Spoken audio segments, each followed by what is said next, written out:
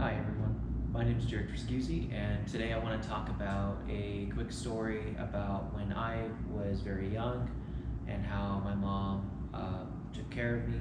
And there is a little bit of a moral to this story.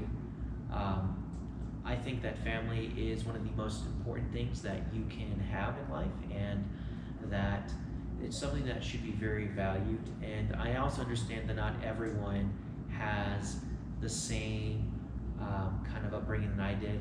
I'm kind of in a unique situation where I have a really good relationship with one of my parents, but my other parent I have no contact with. Um, when my mom found out she was pregnant with me, she went to her boyfriend and told him, and his first response was to give her money for an abortion. And my mom didn't want that. She wanted to keep me, and she expressed that to him. And the next week, he gave my mom a Greyhound bus ticket and told her to go stay with family. So, on the one hand, I have no contact at all with my biological father, but I do respect my mom a lot because she gave up a lot to take care of me.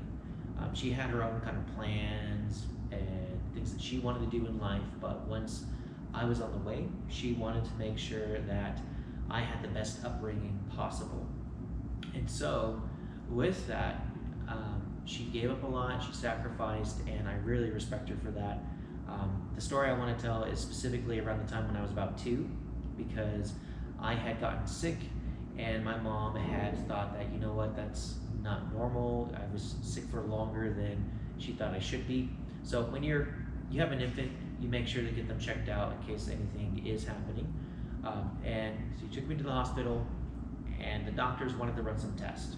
Now, this is around like 1992, and there were a lot of cases of spinal meningitis happening during this time, and so the doctors wanted to rule it out, but they told my mom that she couldn't be in the examination room while they did this procedure. And of course, my mom's first reply was, well, no, I'm not going to leave you alone here with my child.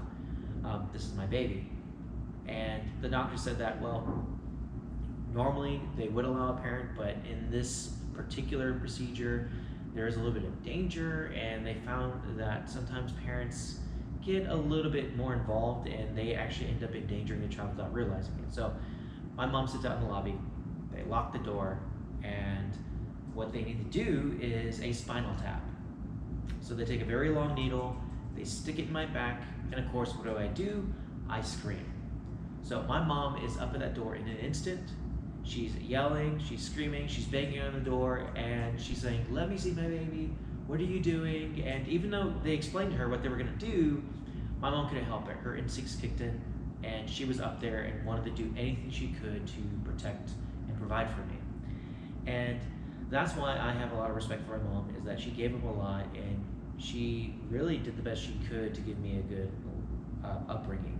And some of you might be in a similar situation where maybe you were raised by a single parent for a while, or you don't have good relations with your parents. Well, you might have a father figure or a mother figure that you look up to and that you kind of consider as your mom or your dad. Okay, I encourage you guys to take a good any amount of time you can to spend with those people, because they are important in your life.